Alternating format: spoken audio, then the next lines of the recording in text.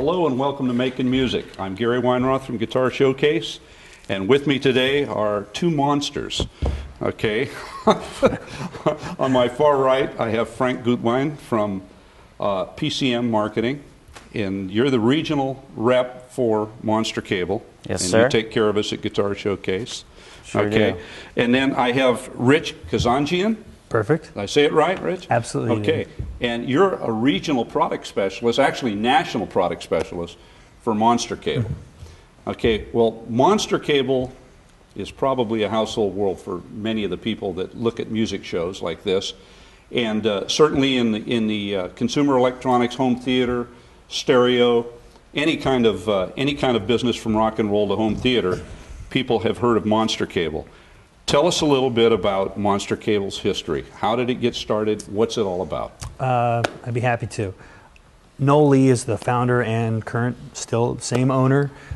Started it in the late 70s, about almost 30 years ago. Started hand wiring speaker cables in his garage because he wanted to make his system sound better and couldn't afford to get better components. Started experimenting with different winding techniques, and he was an engineer, so he used some of his background as an engineer to apply to his audiophile tastes. And what he came up with was a fantastic product called Monster Cable, and he's been able to build an amazing business ever since. So it sort of started in the stereo business because audiophiles were people that really cared a lot. I know they do $5,000 single channel tube power amps or even more still. And a lot of them still believe records are better than CDs, and I've heard some of those that do sound very good. So he kind of went from a very demanding profession where quality was really everything. It was all about quality of sound. And branched out, still does that in a big way. I Absolutely. know they've grown that into a huge kind of an industry. But they've differentiated themselves in our industry by providing not only a great sounding cable, but one that has to hold up for the touring musician. It gets run over, it gets stepped on, it gets thrown around, it gets rained on, it gets, in outdoor concerts, it's sun and rain and fire and literally everything. So what exactly makes Monster Cable different to us in the musical industry? I mean, well, there's so many things, and we could start from the outside in. One would be the kinds of connectors we use. We use 24-karat gold connections. The reason is because they don't corrode. I actually have some cables that I've been using for about 12 years, not one bit of oxidization or corrosion whatsoever. And then we get into the jackets, which are very durable and also, in some cases, help prevent a lot of rattle and low-end frequencies that which could damage or interfere with the cable and its functions and its performance. And when you get further inside it, we have 99.99% oxygen-free, high-purity copper, the best in the industry. And it's also, we have a lot of proprietary winding techniques that we've employed with the different cables, whether it be instruments or speaker cable or microphone cables. All of them have different characteristics which will help enhance a person's sound. right. So basically, all the pros I know use Monster Cable. Frank, you probably see that. I know you're in the pro audio business also. Absolutely. So you see a lot of studios. Studios, high-end studios. High-end studios. Yeah. Some of the people that you see are the current recording studios out there today that are producing today's records. Absolutely. You also deal with sound contractors. Absolutely. So in a high-end installation, somebody wants a very good boardroom, for instance, and teleconferencing and video conferencing, all of those kinds of things. Everything relies on cable, and I assume Monster Cable plays a big role in that genre as well. Absolutely, with their custom development as well. Okay, so with us in the music industry, it's kind of the who's who of the music industry uses. I think we have a video clip that we can fly to. If we can take a look at that, it kind of shows basically everybody like these folks here, and a lot of producers, recording engineers use Monster Cable. We have a wide range of people. The most important thing about it is that I can plug it in and walk away and feel comfortable. Remember, I first started using your stuff because the name was so cool. And then afterwards, I realized that it sounded really cool too. We live by Monster Cable, we die by Monster Cable, and we work with Monster Cable. It's the best. Hey, what's up? We're 3 Doors Down, and we are proud to be part of the Monster Music family, home of monster musicians. Hi, I'm Don Felder, and I use Monster Cable exclusively for all my recording and live entertainment applications. I use Monster Power on all my projects.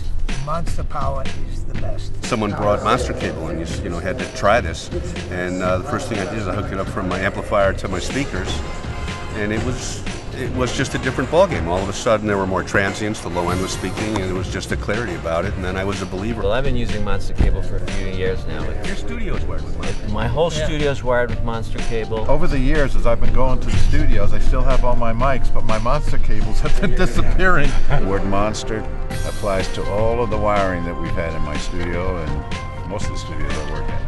It's monsterized. It's definitely monsterized. The end result of using Monster Power is that your audio sounds better, the noise floor is measurably lower, and the systems are more stable. And I use Monster Cable. It allows the low frequencies to be perceived with much more clarity. Monster Cable, Monster Power, it is the greatest. I love it. Hi, this is Mike Elizondo, and I use Monster Cable exclusively, now for about 10 years. And after many years of trying different things out, there's definitely nothing better than Monster. Hello, this is Eddie Kramer. You can't do a session without that Monster Power thingy. It is the best. If you want to play with the big boys, Monster Cable. It's the only way. So you can watch your television, but you can also listen to the music. We spend a lot of time trying to get it to sound right. You can have that in your home entertainment system now with Monster Power.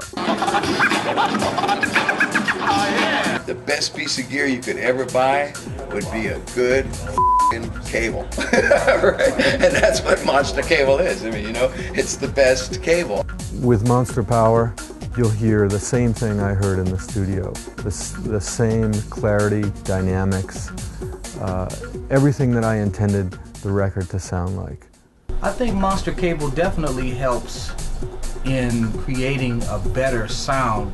It reduces the noise floor, it increases the sound going through the speakers so that we can then hear what's really going on. Hi, Greg Wally and Craig Taquizo. Hey, we use Monster Power, it sounds great, and it gives a real smooth action to your stuff. It's about the Monster Cable all over the world. It's about the Monster Cable on my tour. It's about it all over my house. It's about it in my studio. And it's about Monster Power. It's happening. Get with it, baby. I'm powered by the Monster. The Monster is the shit. Hi, this is Rod Stewart in the middle wearing the hat. And I'm pleased and honored to say that we've been monsterized! Our goal is always to give people chills and touch people's hearts and inspire people to live with a high standard, ideals and principles.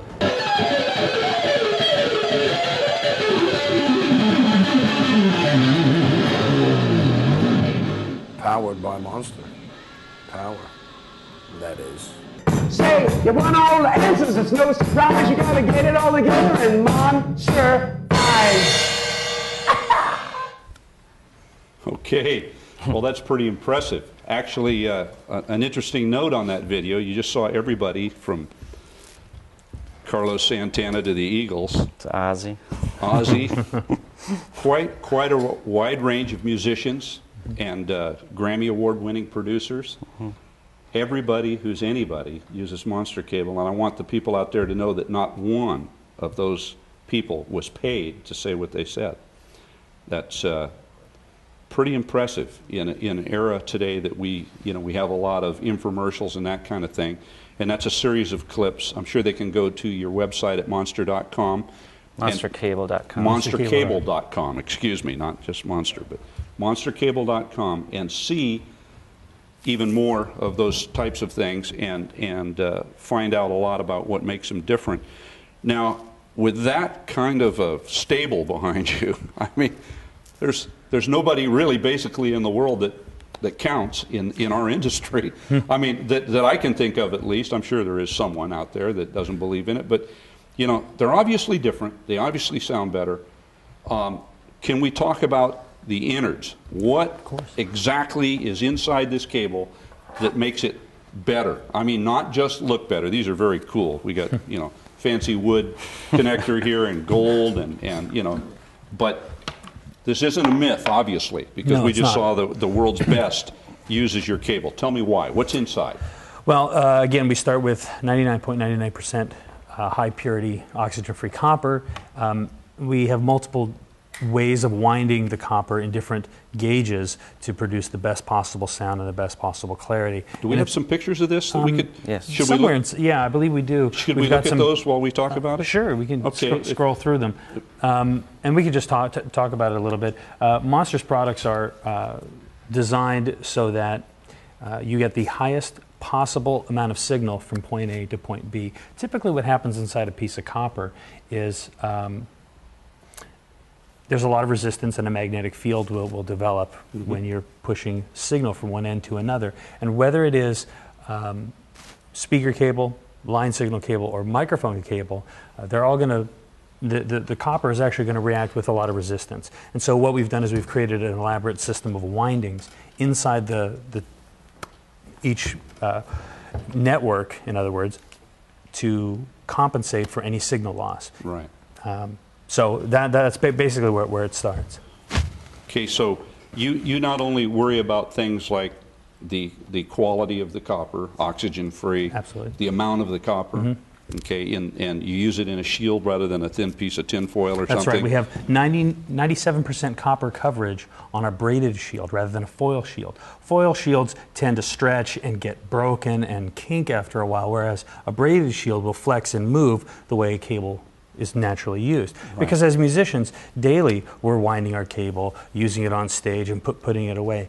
These are designed a lot different than the ones in the rest of the consumer electronics industry, because those are typically placed behind an amplifier or behind a receiver or tucked away somewhere, and they're very rarely used other than, or I should say, they're very rarely moved. Right. These are moved every day. They're twisted, they're stepped on, they're thrown around. So from head to toe, these are designed for use by musicians like all of us. So this has got to be the toughest environment for a cable that there is the music industry. I mean, Frank, you see that in the pro audio, in the contractors. Again, contractors put it in the wall, put it in the ceiling somewhere, and it's a fixed installation. But here, in the music industry, in MI, on stage, you know, it's got to happen. Typically, too, a show, after the downbeat, there's no breaks. You know, we just keep playing, right? I mean, you know, what's your average gig? You know, a couple hours at least for one band, you know, at least 2 sets generally, and you know, I mean, it's just amazing that this stuff can hold up. So if we can look at some of those slides that you brought, and if you could kind of explain to us, because you mentioned things like twisted pairs, time alignment.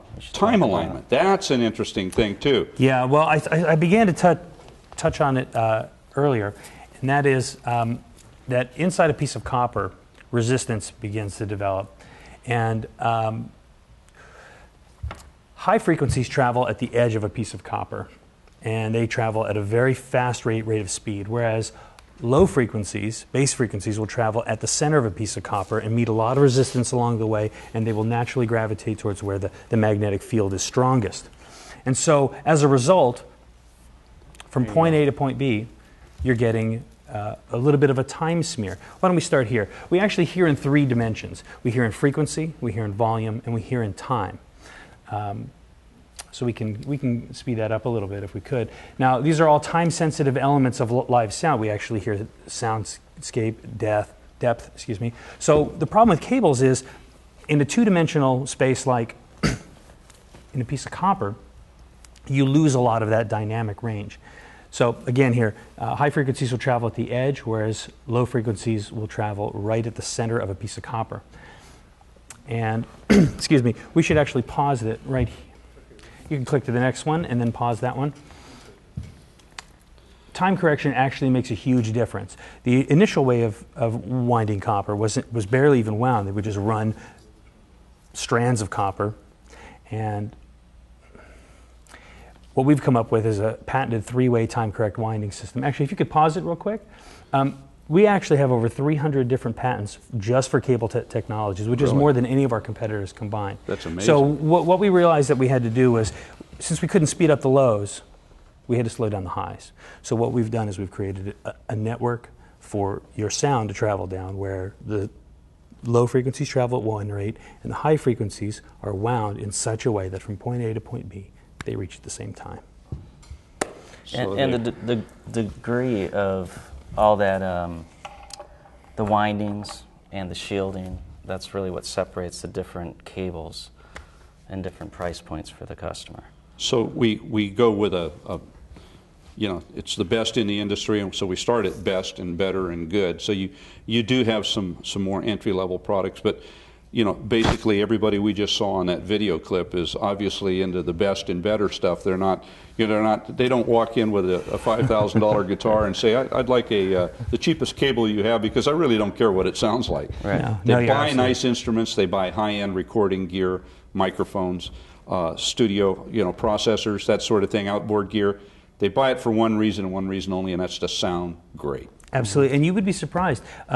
There's a lot of those artists that you saw will use our Studio Pro 1000 cable, which is the best cable that we believe that you can buy. However, there's a lot of them who will also choose things like our acoustic cable, which is very similar sounding, but it has a different sort of feel to it, has a different sort of sound characteristic to it. We also have cables like a bass cable. This was designed specifically for bass players. It'll allow a lot of the bass frequencies that a bass guitar is capable of putting out. It's designed pretty much for them. We also have a cable that's designed predominantly for the rock and roll player.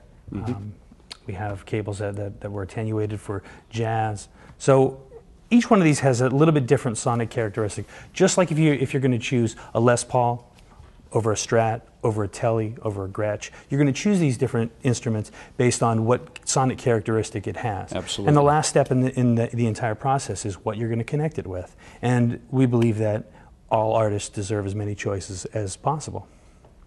So we've created something just for everyone. We have a little something for everyone. Absolutely. That's pretty amazing. Well, if you have some more slides that we need to look at to go through. We could, but we could take up the entire time on it. On those. Well, what basically the way they're wound. I mean, you've got a three-way time correct winding on the best cable. Yeah, the best cable possible. This one, if you look at the slide, this shows a breakout of the immense amount of care and technology involved in these cables. This is actually where it starts. Three-way time correct winding. We say three-way because the bass conductor runs right through the center. That is actually coated with something that we call a microfiber dielectric, which is almost like a silky, thin, fibrous material that helps create a lot of clarity within the network. We've got two other different grades of copper. One is the mid frequencies, which are wrapped at about 10-to-1 ratio around the bass conductor, and then the high frequency windings are super thin. They're actually even thinner than a human hair, and they're wrapped at about a 20-to-1 ratio over it. Now if you notice, there's a balanced feel to this. You've got a positive and a negative and an independent shield. So we can continue on these slides and it'll point to some other things. The PEX dielectric, we could pause it, is something that we've come up with to help minimize damage to the actual internal network itself. It almost acts like a caulking or a glue, some sort of a rigid material that helps bind this entire network together. And on top of that, we've got something called a carbon-infused dielectric. What that is, it's almost like the spray-on bed truck liner that you'll find. It's not that material, but that's the idea behind it. That's the principle, right. Exactly. And then what we do is we actually take that, both of those networks, the positive and negative, and we twist it so that we can cancel out any phasing or any interference that might become naturally attracted to those pieces of copper. And then in the next slide, you'll see that we actually have a superior shielding, which, as I spoke about earlier, has a braided shield rather than just a foil shield. What this allows for is bending of the cables, and you will still get superior noise rejection. And in the next slide, you'll actually, in the next, if you put one more, you got it. Now, this is an interesting thing. The cable on the bottom is what we are used to using. It's a coaxial cable, which is similar to what comes out of your wall to actually watch cable TV. And with that cable, you're actually carrying part of your signal on your shield. So with your traditional guitar cable, when you connect it, you're essentially connecting your guitar to an amplifier with a giant antenna. Whereas with our design, you've got more of a balanced feel, and you have an independent shield.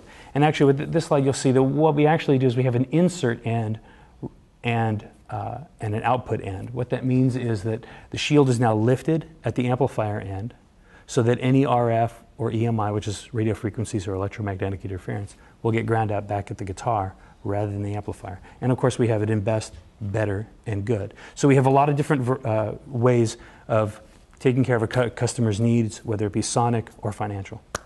And the next series of slides, we can just punch right through them. It'll show you a little bit about the differences between them, the best down to the acoustic, and then of course we've got the jazz, which has a little bit different winding. Same with the rock, slightly different winding, bass. And the keyboard cables, we actually have a cable just for keyboard players.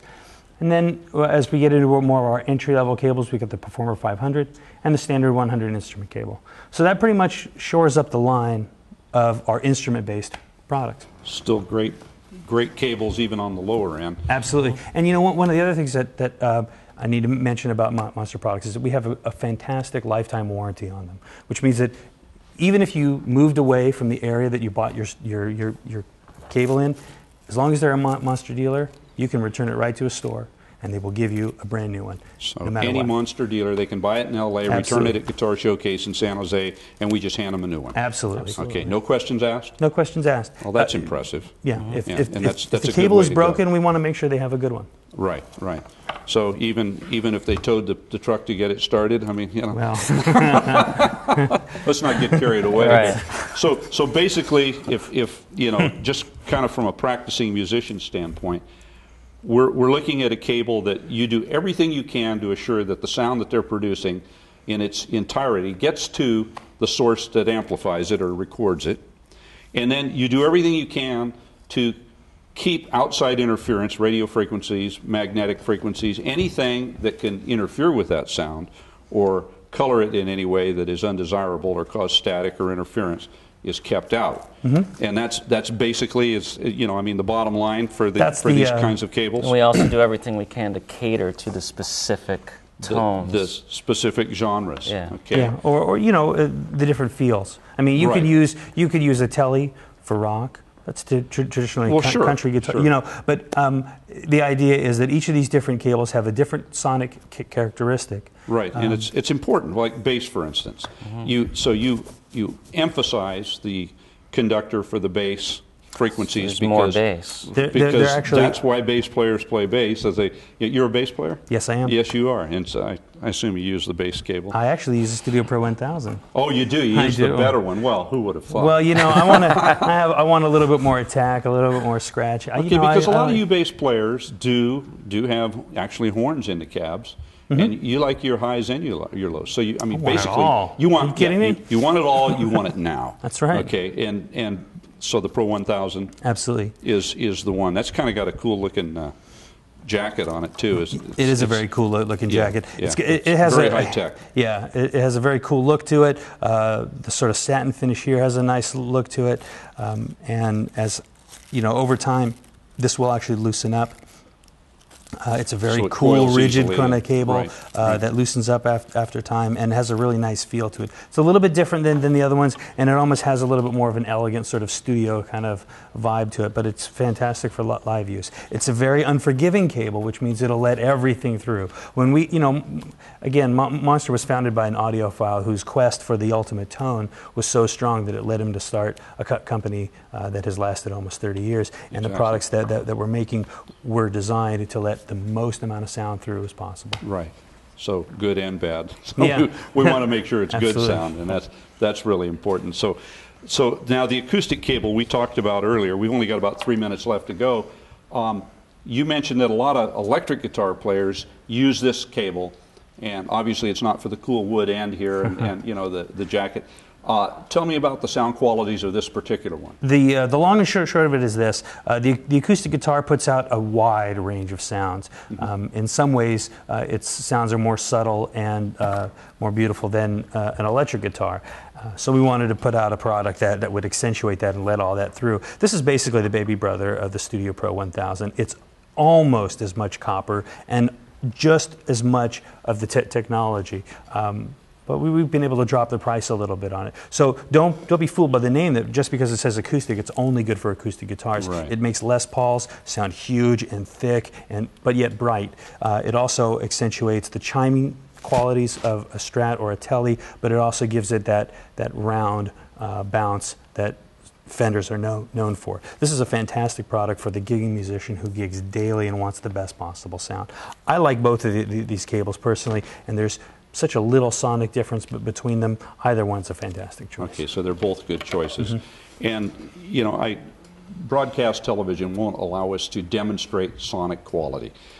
You know, and no offense to the television sets that most people have, but they just, you know, a lot of the new ones can probably, but they just don't allow that kind of quality to come through.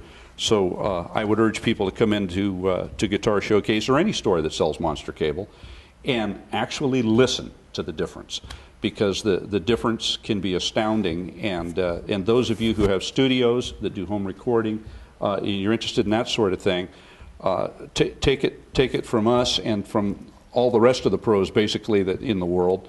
It's definitely the way to go. I mean, it's you know, in a studio and in every other application. And I would just say that